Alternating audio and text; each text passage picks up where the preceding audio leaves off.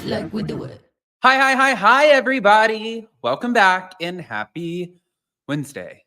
I always forget what day it is, but you guys know we have a lot going on. Guys, I'm getting ready to head back today.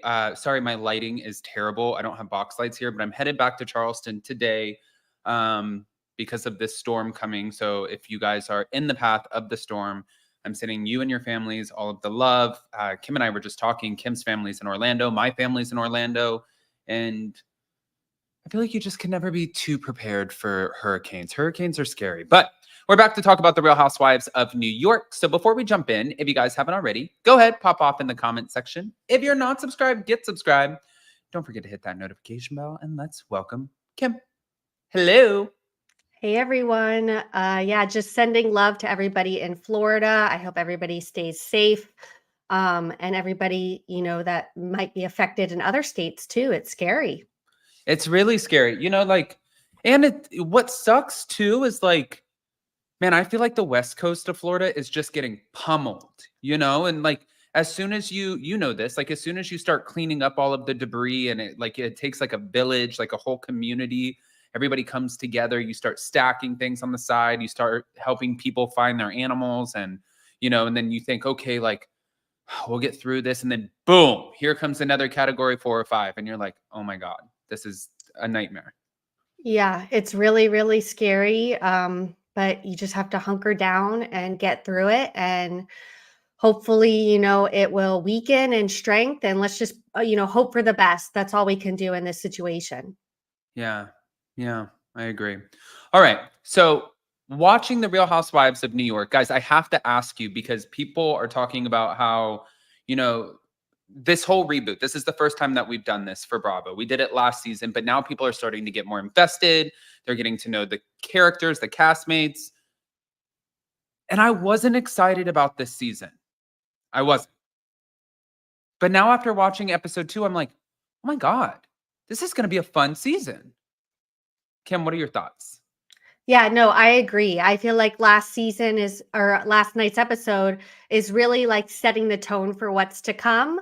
I loved seeing like Aaron and Brynn kind of like make up, but we know that that's like far from over. Like like Brynn said, they're sisters, so they're going to continue to go after each other.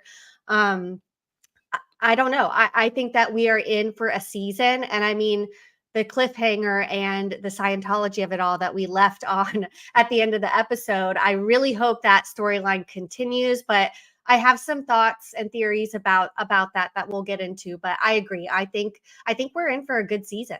I think it's going to be a great season. And, finally, I was not, there's so much. Okay.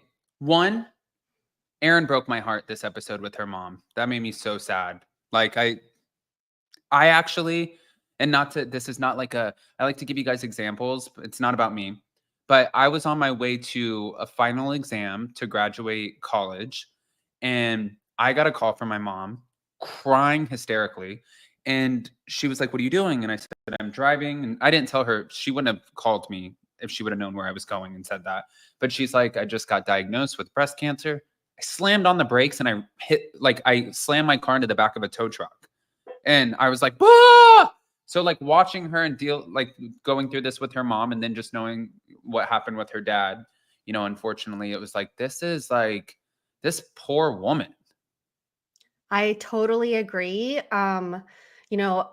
Fortunately, I can't relate personally, but I can only imagine what you went through, Adam, and what she's going through now. Like, it affects you so deeply. And so I think while Erin wasn't my favorite person last season, I do think we need to give her some grace during this time because you are going to act differently. You are going to be a little maybe unhinged, and you have every right to be that. You know what I mean? Like, I think that, people deal with this kind of stuff differently. So I really feel for her. I really do feel like Brynn did the right thing, kind of making up with her in this moment, because Erin, like you could tell on that couch, was barely holding on. She's dealing with a lot. And so for Brynn to actually turn it around, of course she's going to throw some shade before she does, but kind of make up and apologize, and hopefully they can move on.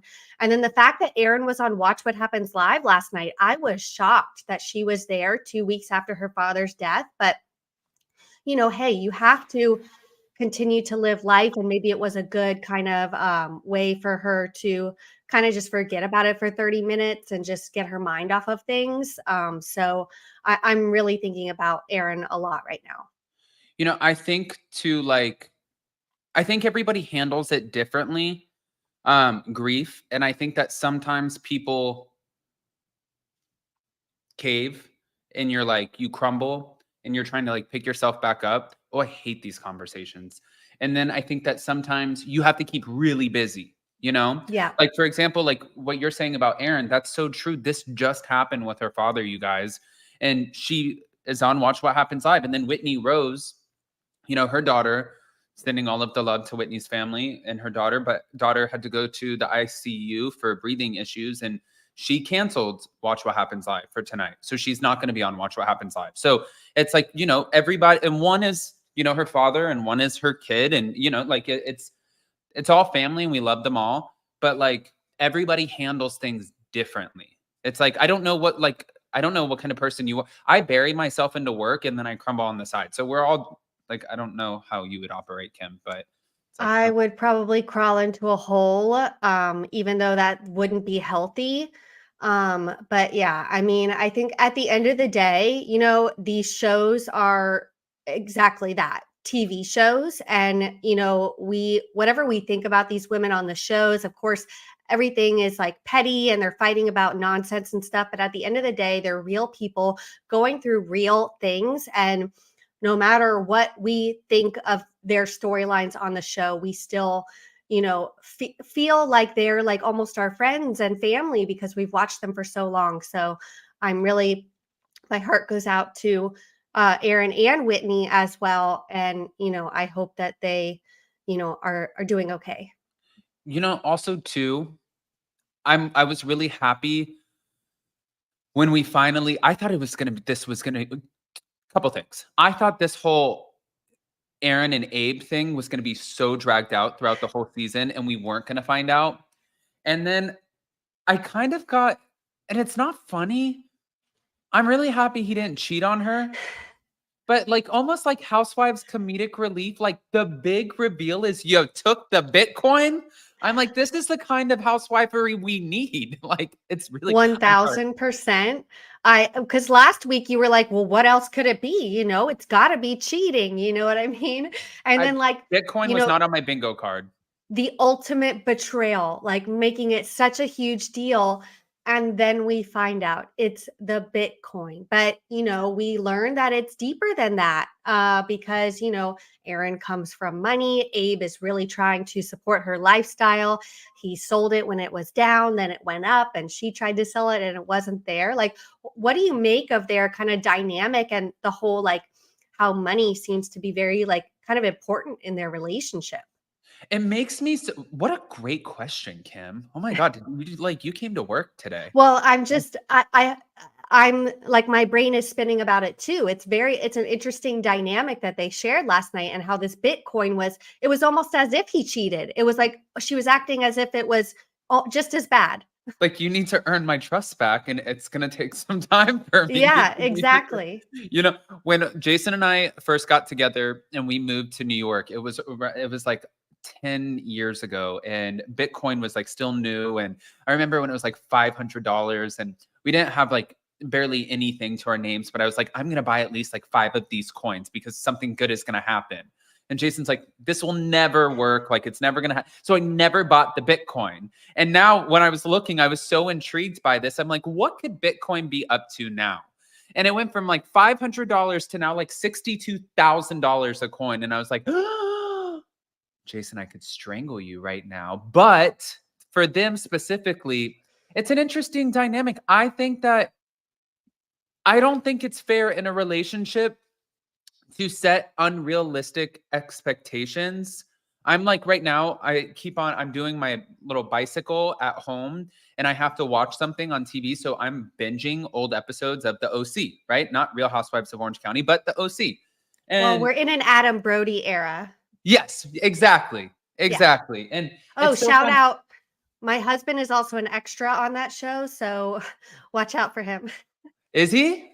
Yeah, he pushes Misha Barton's books out of her hands. He's kind of like a bully at school, so watch out for that scene. That's him.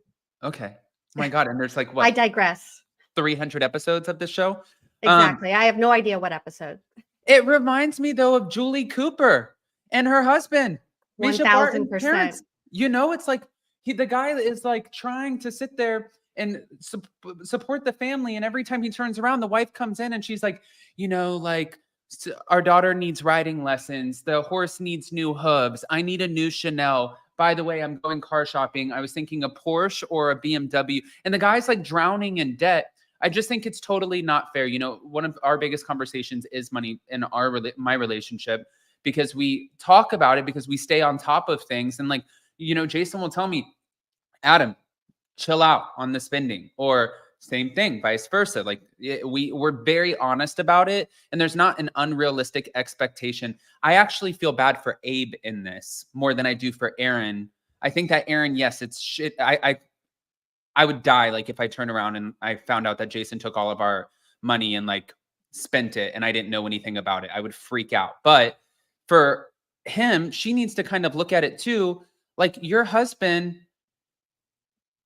has this unrealistic like bar that he's trying to reach, and that's not what a relationship is about, the private jets and all of that, unless you Yeah. unless like you've had the private jets and it's like one of those things like where you fly first class and you never go back. So maybe, I don't know. This is a weird, like, please, Kim, same question back to you. No, I agree. It's really interesting that she grew up like this, and he feels a lot of pressure to maintain that standard. That like can't be easy. I mean, New York is it's a very expensive city to live in. And if you're like making money, like good amount of money, like legally, like unlike maybe Jen Shaw or somebody or I like Tom that now that we Girardi. have to say that Yes. legally. Like it's, it can ebb and flow. It can go up and down. Your business can have good times and bad times, and you need your partner to kind of be able to rise with the tide and kind of go with the flow like that. So I don't know. I think it sounds like they were in a little bit of business trouble, and then he like spent even more money and maybe took out some loans and put them in more debt beyond the Bitcoin without her knowing. So I don't know. And he uses the excuse like, oh, I didn't want to burden you with, more drama than you were already going through. But do you think that's legitimate? Like No, you made me I just hear what hate he's Abe saying, again. but that's just an easy excuse. Well, and like somebody said too, it was more than just one coin, obviously, because she wanted to pay off Oh a yeah. mortgage, a New York. Yeah, I think it was hundreds of thousands of dollars for sure. If I had, say I had $500,000 in my bank account, which, guys, I don't, so don't try to rob me. You're robbing the wrong house. But say I had like $500,000 in the bank account, and it was in a savings account, and Jason and I lived off of checking. And, like I'm like, I never look at the account. And all of a sudden I turn around and there's $500,000 gone.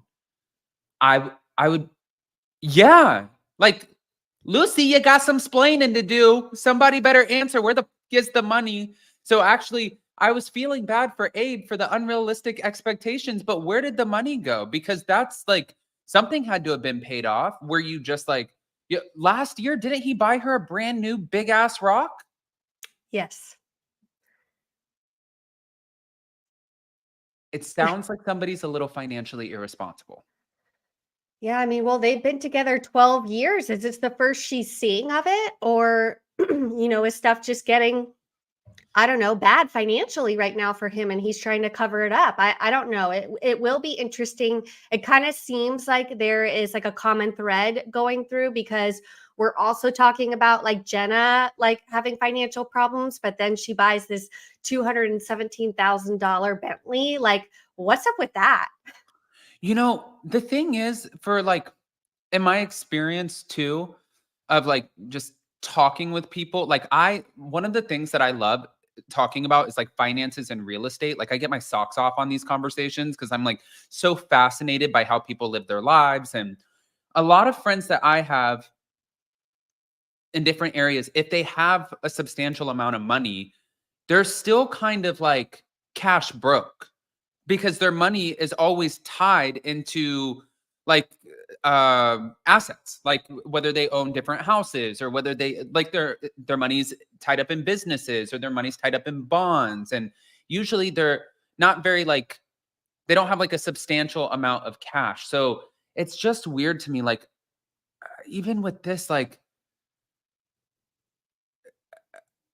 I think that you just have to be so transparent with finances. Like, I think that, like there's no other way. Do you have in your relationship, is there one of you guys who handles all of the money and the other one does not? Or do you guys just like always talk about it? Yeah, no, the communication is very open. We're both involved in the finances. Yeah. Yeah, see, that's how we are. It actually usually goes like this. Adam, stop fucking spending. You want to know why? Here's the account. And I'm like, oh, yeah. So that's our transparency. So but guys, I never took any Bitcoin because I don't have any. I don't have any. This time And around, you didn't come home with a Bentley. So and I didn't. Well, and that's another thing too. Like for Jenna Lyons, I feel like sometimes, and this is like a running joke for Housewives, and it has been for a long time, that Housewives sort of go broke trying to be housewives because the glam, the expenses, you're 1099. So you better put money away for taxes. You're on the radar. I feel like the IRS has like a division for housewives at this point. They're like, oh, $217,000 car. Let's look and see how much tax money you're paying. Like, so it just makes me wonder, are the Real Housewives of New York, the new ones, already falling into this? You got to keep up with the lifestyles, with the, like, did you need a $217,000 car if you're going up and down in finances? Did you need a diamond ring that was easily six figures if you're in debt? These are things like, no, the answer is no. If I were Aaron and, Abe, and they wanted to make this like little scene to be like, oh, look how good we have it, I would have told her, I would have been like, go in the jewelry box and get one of your rings, and I'm going to re-gift it to you, and we're going to make a scene and make it look like, like something, something. I don't know. yeah, no, I agree. I mean, I do think that Jenna, from what we can see, already like kind of lived that lifestyle. I mean, her apartment, her closet, like we've known her as this, fashion kind of wealthy, fashion icon, for lack of a better term. So I don't know. I'm not sure that she is. I don't think that she would fall into this. She's always been a businesswoman. She's had a corporate career for a very long time, and it has now spun off to do her own thing or a few different things. I guess she's not doing the eyelash line anymore. I'm not really quite sure what she's doing at the moment, I will be honest, but I do think she comes off as like a smart businesswoman. The others, I'm not super familiar with their, history of careers or anything. So I don't know. They could be falling into that trap. Yes. You know what I just noticed too is Jenna, and mind you guys, this is only episode 2, but she got a lot of backlash last season because it seemed like everything that she did was a gift, a Jenna Lyons gift, a Jenna Lyons brand, a Jenna Lyons this. So you get eyelashes, you get this. Oh my God, you're throwing a Christmas party. Here's this Jenna Lyons brown bag with the Jenna Lyons cup, and you get a Jenna Lyons t-shirt. Like, it was everything branded, and it was like a running joke. And I'm noticing that she's not really doing that this year. So it's like she did, it sounds like, but it's very soon, you guys. We have a lot of time. Instead, she's like, I'm not going to show you Jenna Lyons brands. I'm going to show you the Jenna Lyons Bentley. Okay. I'm not mad at it. One thing I did get a little frustrated with is watching. I don't like people who are emotionally, that's a strong statement. Hold on. I get really irked by people who are so emotionally immature sometimes. And when Aaron showed up, Bryn is obviously aware of what's going on with her mom. And I don't know if Bryn's aware of what's going on with her husband. I don't think they're like close like that at this point, but she knows what's going on with the mom. And, like, had the opportunity to listen to the Jeff Lewis podcast. She never said that you had a sugar daddy. She's never said that somebody else was funding your life. You took it way out of context. And then when you're sitting there and like, you're like, hey, what's up? Yeah, so what's up? I like, it makes me want to snatch the phone out of your hand and be like, no, I'm here for a conversation. You wanted to have a conversation. let's have a conversation. Like, then be present, or don't have a conversation. It's like you're acting like a child, and you're not. You're a grown ass woman. Well, and not the tap water. Like New York City tap water, please. Like leading with that, like Now she needs a tetanus shot.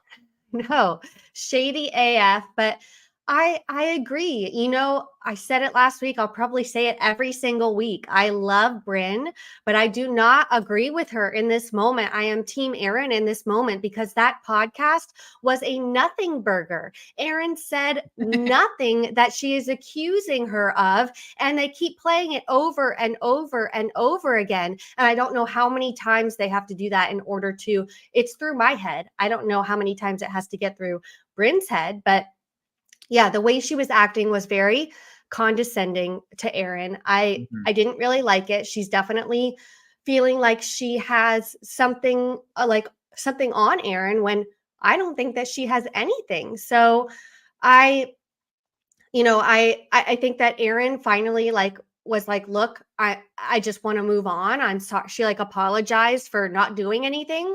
And so they can finally move on. And I do think Aaron should give her or I'm sorry, Bryn should give Aaron a little bit of grace, especially because of what she's going through.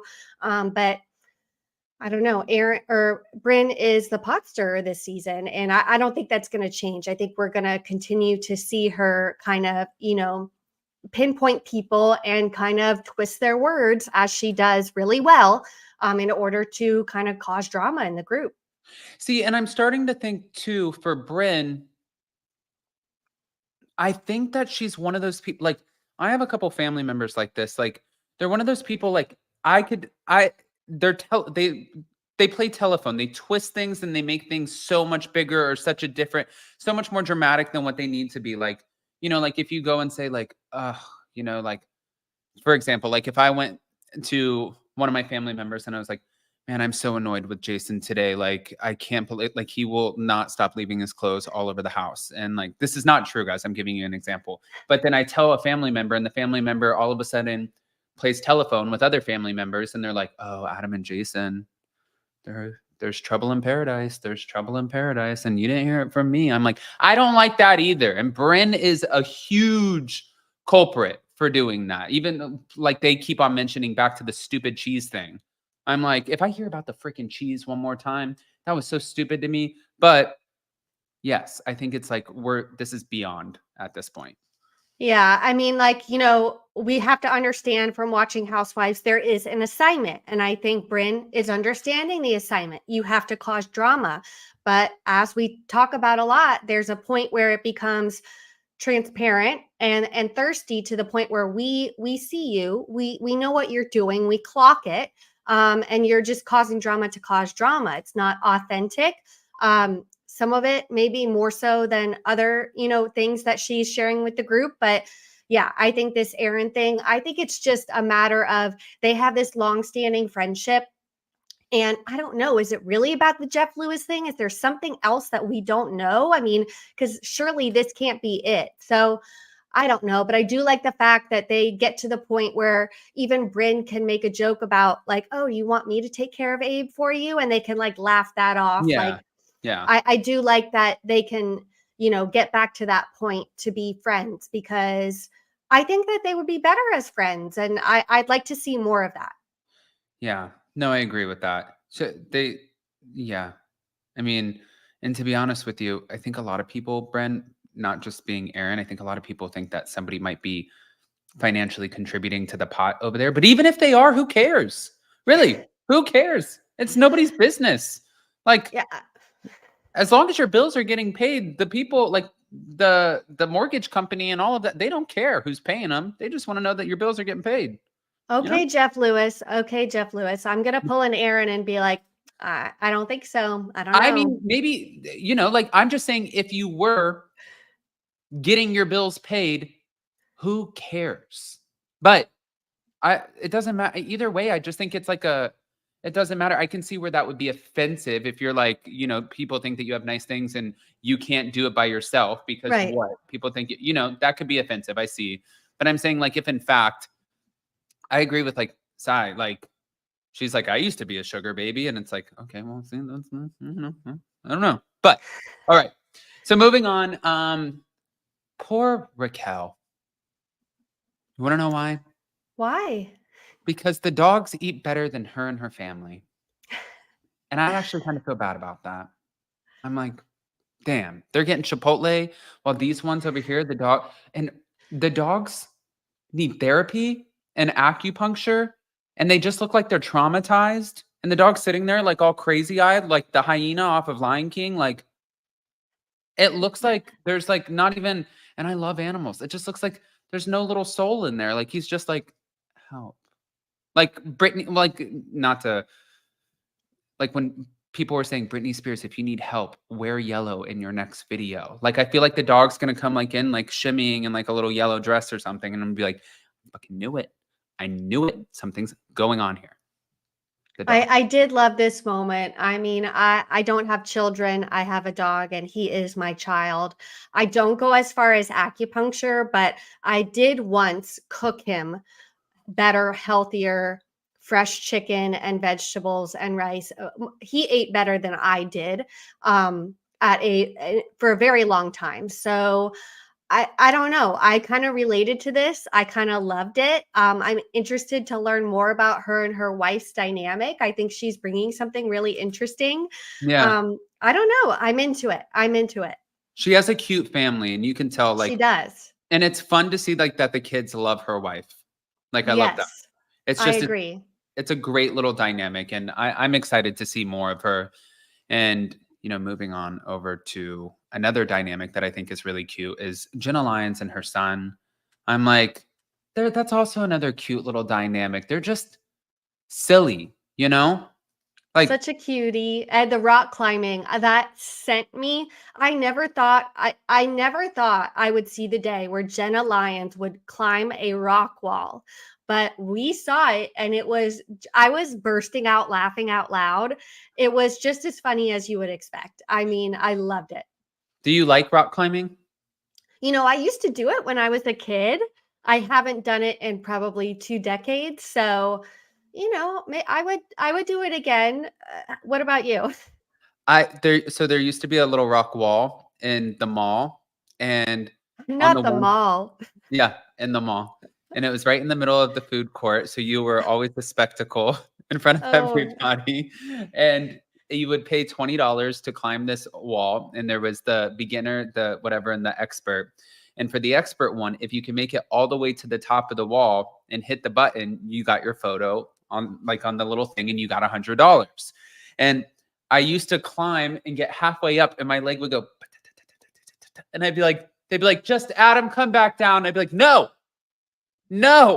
And I can never make it to the top of the wall, but I like it. I just I can't look down. That's my only fear. Like once I look down, I'm done. I'm screwed. It's like, yeah. I think that was Jenna's mistake. She got maybe a third of the way up, which, congratulations, Jenna. But yeah, she she freaked out pretty quickly. And I'm just laughing thinking about it. It was great, but you can tell that she loves her son and she's, gonna be an empty nester maybe soon. But I love that she's like encouraging him to go off, even if it's all the way yeah. across the country to California. This is how she got started and how she became who she is. And I love that she's kind of supporting that same journey for her son. You know, too, I think that that's so important because I don't really know a whole like many parents who do encourage their kids to go off and be free and experience things. And even when when I left and everything, my parents were like, "Where are you going? Like, what are you thinking that like?" And I'm like, "Nope, bye. I'm taking my Ford Fusion and I'm leaving Tennessee and going to LA." And it was like, "No, you're crazy." And it wasn't really once I got there, everything was fine. But I know I just think about how lucky her son is to have that support being like, you can always come back, but you need to go out there and struggle. You need to, have a day where it's Tuesday and you don't know how you're going to eat. So then you have to scrounge up your change. And then hopefully on the way out to the parking lot and you're going to Publix or your local Piggly Wiggly, hopefully you find some more change and you could take it to Coinstar so you can get some ramen noodles.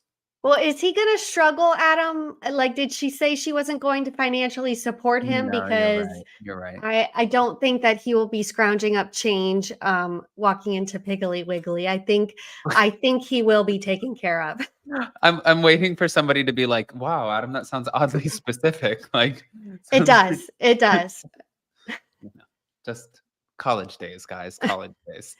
Um, I had a cousin that was so broke in college. He's not my cousin anymore because my dad divorced his whatever.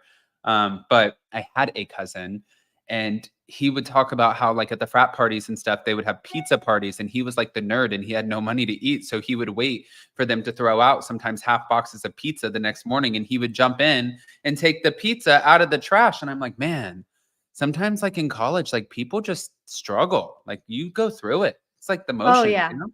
Oh, yeah, for sure. I mean, I hope that she helps him, but not to the point where he needs to get greedy or anything. Like I do think, kids these days, they need to learn to, make their way through life on their own. I mean, I've worked all through high school, all through college, and I think it set a good foundation. I think I turned out okay. I'm not perfect, but yeah, no, I think it's good to like have to struggle a little bit and work for your supper. What was your first job? My first job was a hostess at PF Chang's. Wow. I was 16 years old.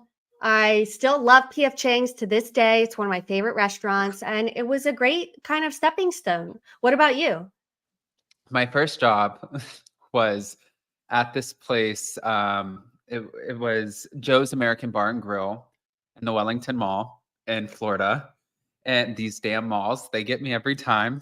And I sat down with this big, scary man, and I went to every store. I wanted to really work at Hollister, but I looked like a little like twig at the time, and like there was no way they were hiring me. But all the cool kids worked at Hollister.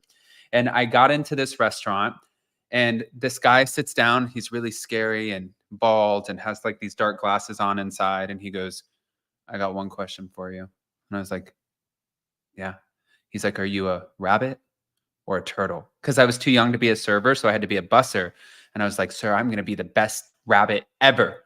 And then I got there, my first night training, and I didn't realize that you have to wipe the tables down with sanitizer. So I was just like, I went into the bathroom and filled up the red bucket with water, and I'm wiping down and cleaning the tables with this sink water. And then he's like, "No, no, no, you're done cleaning tables. That's not what you do. We'll talk about it after." He's like, "Just take a tray around and start picking up dirty plates." And I was like, "Okay, I'm going to take the tray around and start picking up dirty plates." I set the tray on the dish pit, and I started picking off from the side that was like leaning over. So I broke all of the plates. So then I wasn't allowed to collect anymore. And then I got put on water service all same night, mind you.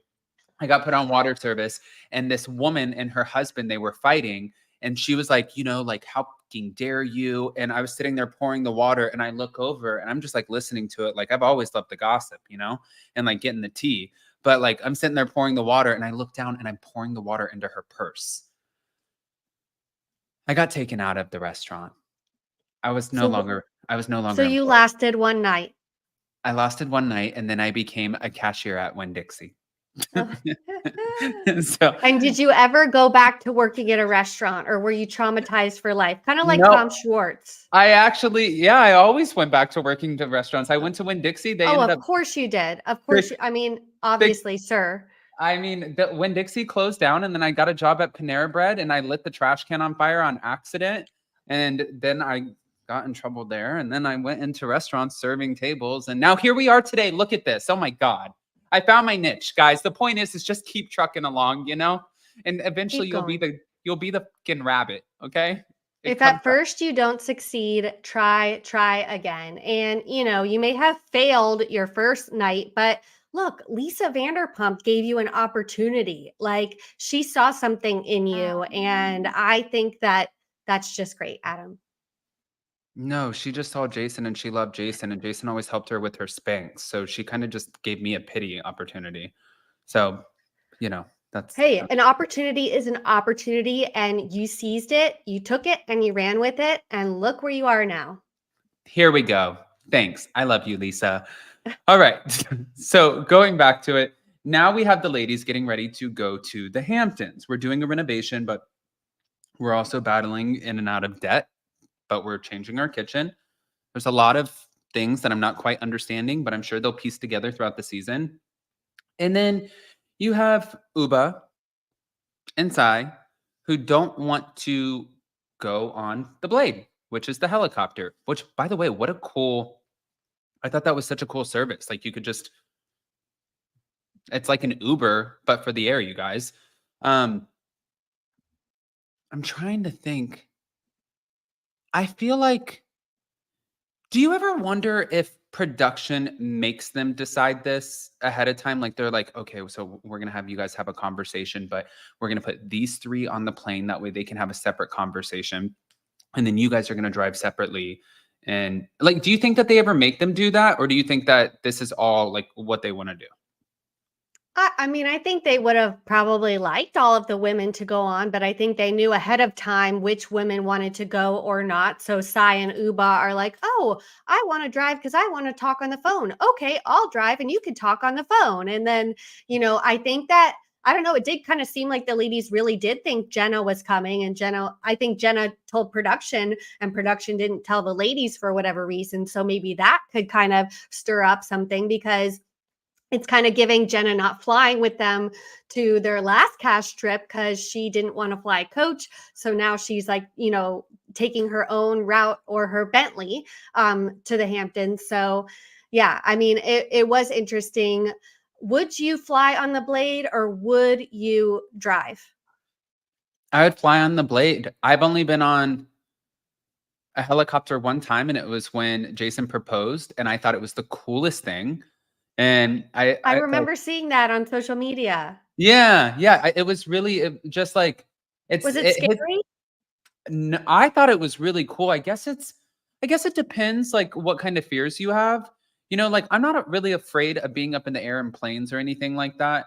I just thought it was really cool because you get like a front row seat to everything.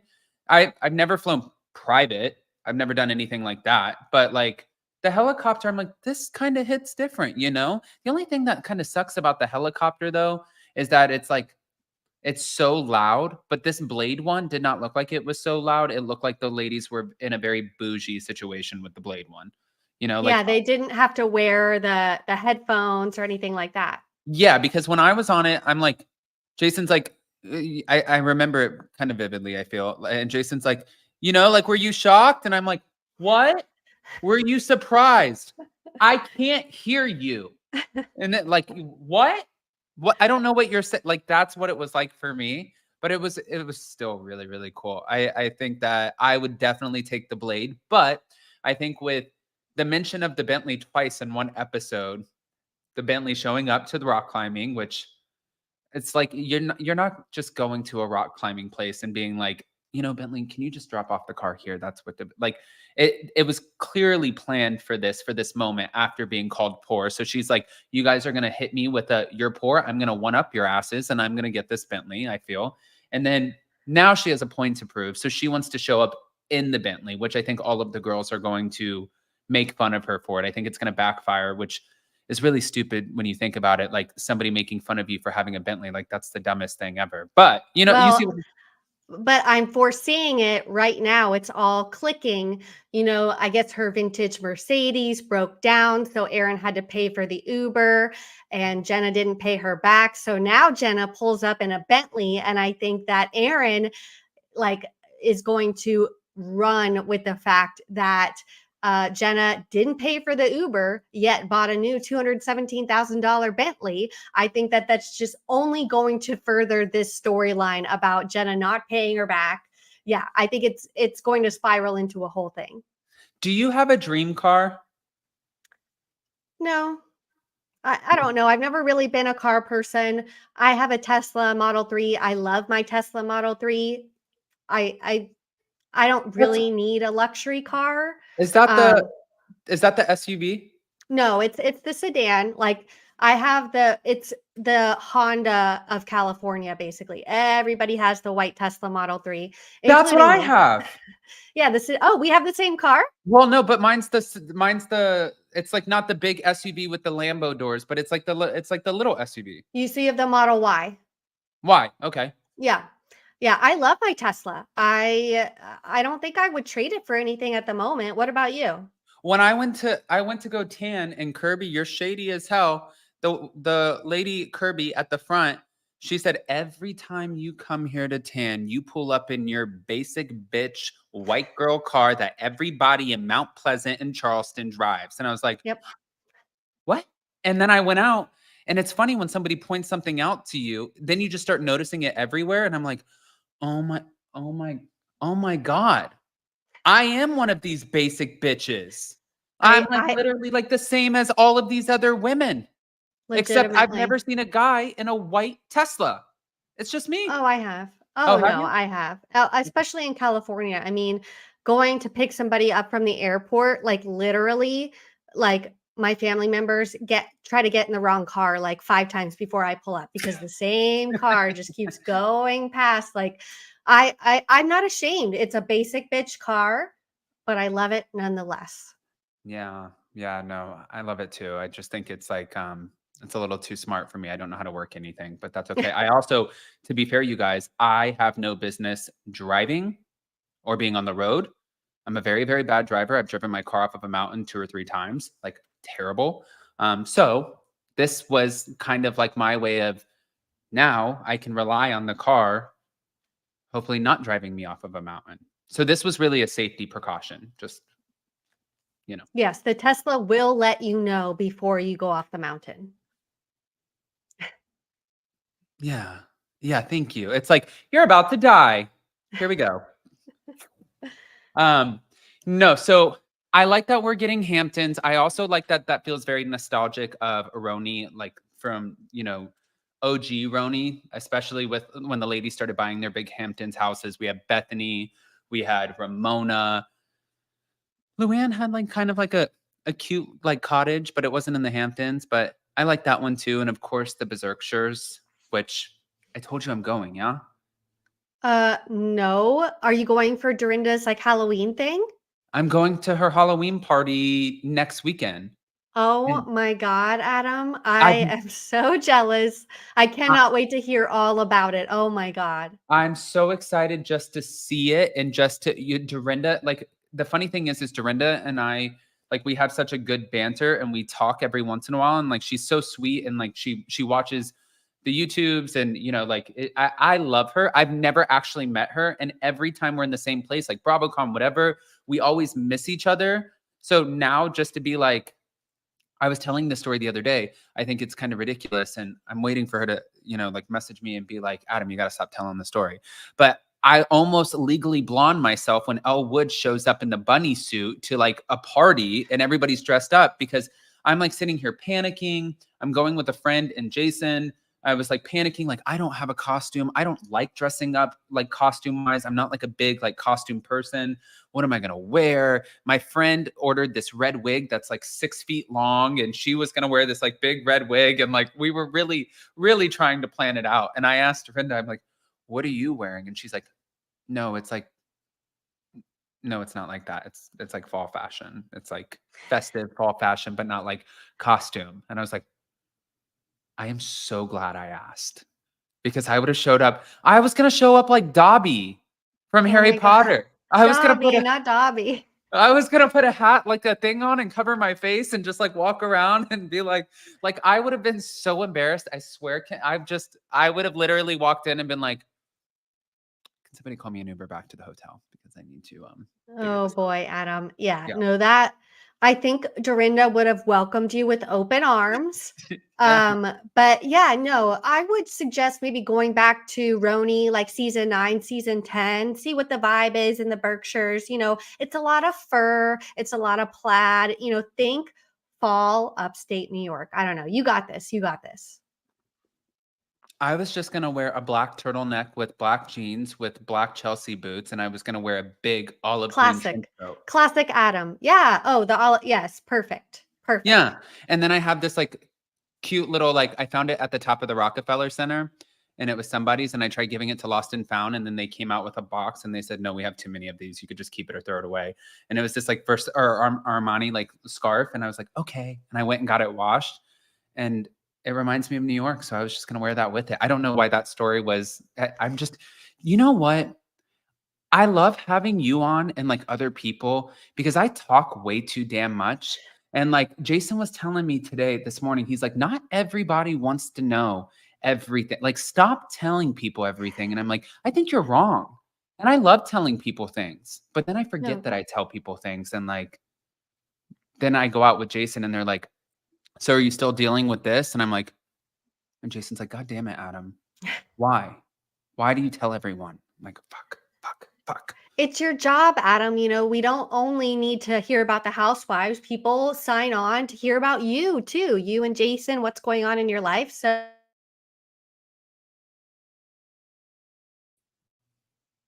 Did you oh, are you you get there? Did Yeah, yeah, I yeah. cut Okay. out? Something Yeah. cut out. I just want to, I said that we love hearing about you. So keep it coming. Like, I think me, along with the rest of your subscribers, we're just as invested in your life as the housewives. So keep it coming. Keep it I know coming. this was so much fun too, like, even talking about, like I was like, like, I'm curious what job you had and stuff. I think it's fun to do that. I think Okay. so too. So, Can we talk about the blade though before yeah. I want to talk about the Scientology of it all Yeah. before we end. But what were you going to bring up? No, I was gonna actually ask what you thought about the Scientology of it all. So, Okay. Well, I do have a theory because it kind of, Bryn is the pot stirrer this season, obviously. I think that she waited till they were on that helicopter where there was nowhere to escape to bring this up to Rebecca Minkoff. Like, Rebecca could not escape the question, even though she tried to dodge it, and she kind of did. But I think it was funny that Bryn waited till this moment. I think it was very planned and very calculated. But it also kind of seemed like they were breaking the fourth wall. Rebecca was talking about how all this stuff came out. Prior to filming and everything. It was all just very interesting. And Rebecca's kind of response to it, it was very strange. What were your thoughts about all of it? I'm sort of fascinated by the stigma around Scientology. And I feel like there's always one, I agree with you completely. I find Bryn to be very calculated, and girl knew what she was doing. She knew what she was doing. But then two, I also saw where people in the live chat were saying um that it's rude to ask somebody about their religion and pry into it. But the problem here is you signed up for a reality TV show. Like, these are you're supposed to have conversations about your real life. So it's like, I mean, they took a whole housewife show and based it out of a place that literally, like, it's all religion and being in and out of the church and all, This is like true. Real Housewives of Salt Lake City. So this is it. Unfortunately, like, it is sort of expected for you to share these things because that's what the fans want. And it's not like you have to, but then don't join a reality TV show. So I'm also interested. Like, I want to know, who's the woman that like has been exposing the Scientology. Leah Remini? Yeah, yeah, yeah. She's been doing this for years, hasn't she? And, Yes. and like, she was afraid for her life, and like she disappeared, and she was doing interviews, but nobody knew where she was doing the interviews because she was exposing things going on behind the scenes. But then, like, you hear about some crazy culty like shit. Like, we've heard a lot of things about Tom Cruise and like with Nicole Kidman and Katie Holmes, and like things that were expected of them by the church and by the I'm just fascinated. It's like, even with, you know, who was it who told me? It was when I showed up to interview Mary Cosby's parents. I heard so much about the church and what was going on in the inner workings of the church. And I went to go meet up with Meredith at a place called White Horse right before. And she's like, "What are you in town for?" And I was like, "I don't know." And she's like, "You're not just in Salt Lake City. Like, what are you doing?" And I was like, "Nothing." And I was so just like fascinated by, is it a cult? And Meredith gave me a really great piece of advice. She said, I just want to let you know, I think that it's really disturbing that people are trying to expose Mary's church. Like, it's like almost like she knew where I was going. And she was like, I think it's really disturbing because you're messing with people's faiths and you don't know what's going to happen. Like, if people really, really, they like live and die by the church and like this is everything to them, you're really tapping into something that's like so much bigger than you. Do you know, like, I don't think you know what you're doing. And I thought about it and I'm like, sometimes I'm just so, I guess if I want to know about Scientology, I got to join the church because nobody's going to tell me. I don't know. Well, I get that's almost fascinated. what Rebecca was implying. Like, this everything about this conversation was weird. First of all, the way Bryn phrased it was like, "What do you want us to say to the press when they ask us about it?" She wasn't like grilling her personally. It was very tiptoeing around, almost to the point of, we're not really supposed to bring this up or to talk to her about it. And then Rebecca saying no comment. And then her saying in the confessional, she's like, why would you ask me about the movie? Why don't you just go see the movie? Like implying like maybe you need to explore it yourself rather than ask me about it, which was a very strange way to phrase it, in my opinion. But she also did say, like, go read a book to learn more about it. Like, I don't know how she didn't see this coming. And I'm not sure if her no comment, like no answers, like Bryn said in the confessional, it's creating more questions than answers, and it's only going to stir up people's curiosities more and more. The fact that you don't respond to this, and I just wonder how much we're actually going to get about it, because it kind of seems like she tried to just nip the conversation in the bud. You need to tell the press no comment. Go read a book if you want to learn more about it. And that's kind of all we got. So do you think that this is going to be like a storyline on the show? Do you think that she's going to get grilled about it? Or do you think that, I don't know, the ladies are just going to like ask once and then kind of brush it off because we're not going to get any answers? I think personally, when you have somebody as petty Betty as Bryn, who's like stirring up shit over cheese and other things like that, and it's almost like she's searching for things to like like have these conversations about, and then you have like, it's like you're hungry and you're that cousin that I was telling you guys about, and like you're like looking for food and you're jumping in the fraternity trash can and trying to find a slice of pizza, or somebody comes out with this whole big platter and they're like, here you go, you want some pizza? Like, this is a very, like, it's a juicy storyline. Like, if I knew that this was my job and I was on reality TV and I was as shameless as Bryn as far as like the mess, which it's great, we love it, yeah, I would be like, Yeah. like, give me more. I would be like, I want more. I want to know what's going on. And why don't you want to talk about it? Well, because I don't Yeah. want to talk about it. But why? Like,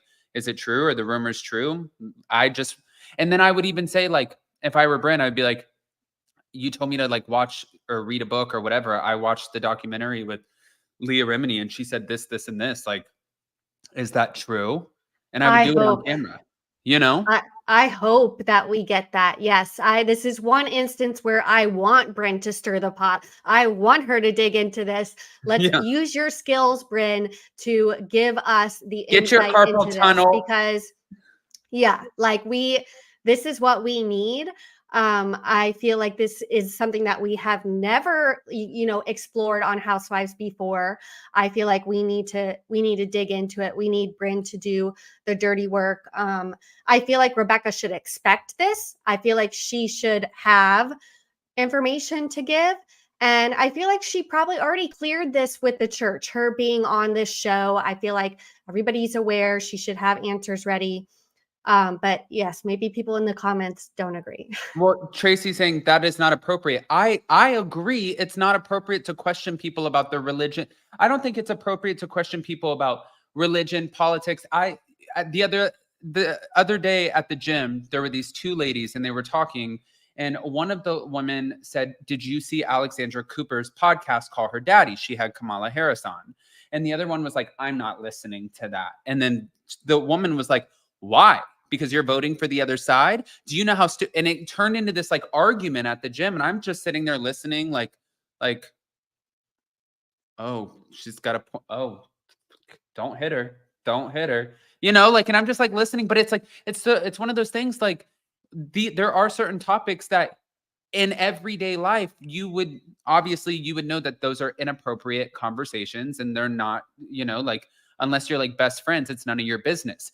However, just to kind of go back against this, Tracy, you're joining a reality show.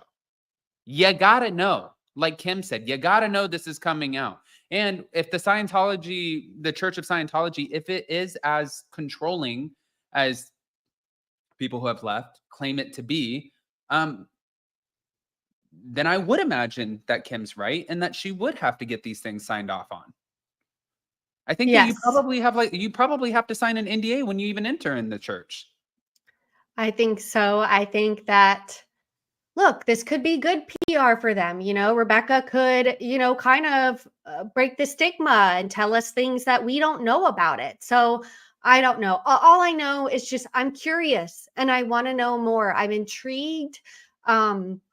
I'm not being judgmental. I just want, I'm curious. That's all.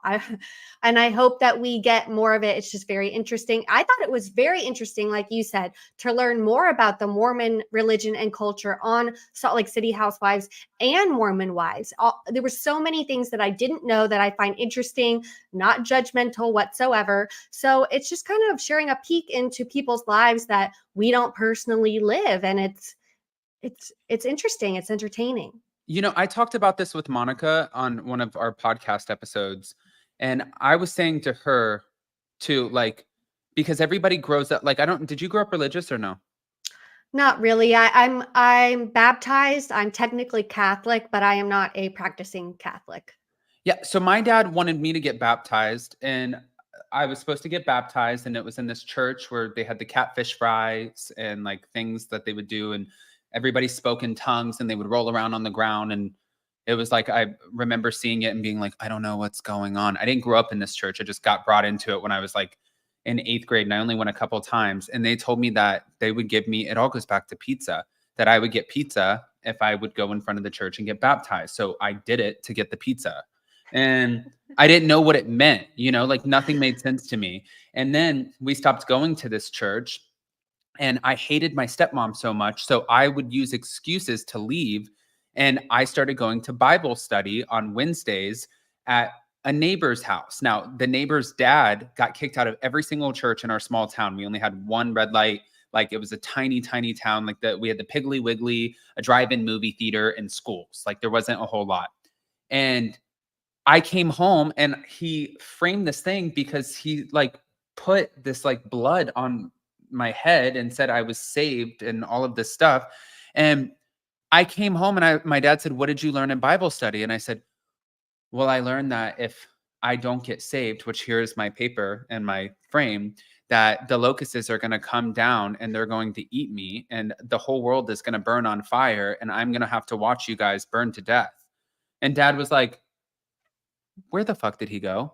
Where did he go?" And I was like, "I went over to the neighbor's house and we had Bible study in the garage." And he's like, "Okay, no more. We're not going back." So I was never allowed to go back to Bible study. Fun fact. Oh my gosh, Adam, you're full of them, aren't you? I, Full of fun facts. I'm so happy I took a shower before this, you guys. It gave me so much energy. But, well, all right, Kim. I know that you're busy and you have things to do. So I'm happy. I am happy that you were free today. And I'm also happy that it seems like you and I are both enjoying the show, because it makes it so much easier to talk about. And I just hope that it continues, you know, like I'm loving the fact that we're enjoying the show. Me too. Me too. I if you're not watching, give it a shot, guys. I don't know how many times we got to tell you, like, yes, nothing will be old school RHONY. I'm not comparing it to that. I'm looking at it as like a fresh show, a fresh franchise, and I'm liking it. So give it a chance, guys. Yeah. Yeah, exactly. And if they don't know Kim, will you let them know? Yes, head over to Bravo Breaking News on Instagram. Most of you guys probably already follow that. And then head over to YouTube. We are recapping OC every single week. And whew, guys, it's getting juicy. They just filmed the reunion, so that's going to be coming soon. Oh, before you And go, what did you think about the seating chart? the seating chart was very interesting to me. I think my question was Alexis on stage the whole time? And I don't think so. I hope not. But she deserves to be on the end as far away from Shannon as possible. I do think that Jen should have switched with Gina. What about you? Yeah, Jen should have. Yep. I agree with obviously Shannon and Tamara. That makes sense. Yeah. I think Emily Simpson brought it this season way more than Heather Dubrow. Katie Janela, I understand you're a newbie, so at the end you go. Yes, also, by the way, Alexis Bellino was only on for part of the time, and Andy Cohen just said on Radio Andy that when she came on, she was a lot and a mess, which I think she came on with the point to prove. Yeah, and of course. I'm sure that was uncomfortable. But no, the only thing that I guess I disagree with, which I didn't even think about until you pointed it out, is Jen Pedranti and Gina Kirschenheiter should have been switched, because especially with the Ryan of it all and like her storyline this season and the fact that they picked cameras back up for Jen. Like, I get the Gina Kirschenheiter and the Travis of it all, but also Gina and Travis are being very cryptic and not talking about what the real problem is, because I think that they're afraid to, with everything he's dealing with in court with his ex. So it's not like they're being so transparent, even though if you're like an avid watcher and you're seeing the articles, you can read between the lines, like we know what's happening, but it's not like we're like watching it every week. Whereas Jen Pedranti and Ryan, we're watching it. Yeah, totally. And is it confirmed that Johnny J did not make an appearance, or have we not heard? I haven't heard anything. The I thing is, haven't heard anything I either. don't have any good sources or leaks in OC. Like, none. I don't have not one person that I could reach out to and get any sort of information. The only person who talks to me from OC is Shane Simpson, which is the most random, funniest thing. But yeah, like I love that. everyone else is like, no, that's not my franchise, unfortunately. Like, I wish I could give you guys all the leaks, but I don't have them. Yeah, I hear things here and there, but the Johnny J stuff, it's like I'm almost too scared to even ask. Like, I'd rather not know and have that weight on my shoulders until the reunion. So we'll just have to wait and see. We'll just have to wait and see, you guys. All right. Well, guys, if you're not following Kim at Bravo Breaking News anywhere you have your social media, especially on YouTube with all of the amazing recaps and everything that Kim has going on, go follow. It is free. It costs you nothing. You can just press like and subscribe. And also, we have the best conversation. So as always, Kim, I love having you on. Thank you so much for giving us your time, and hopefully we'll see you soon. Yes, thanks for having me. Everybody stay safe with the hurricane, and have a great rest of your week. Yep. And sending all the love to your family in Orlando. Yours as well. All right. Bye, guys. Bye.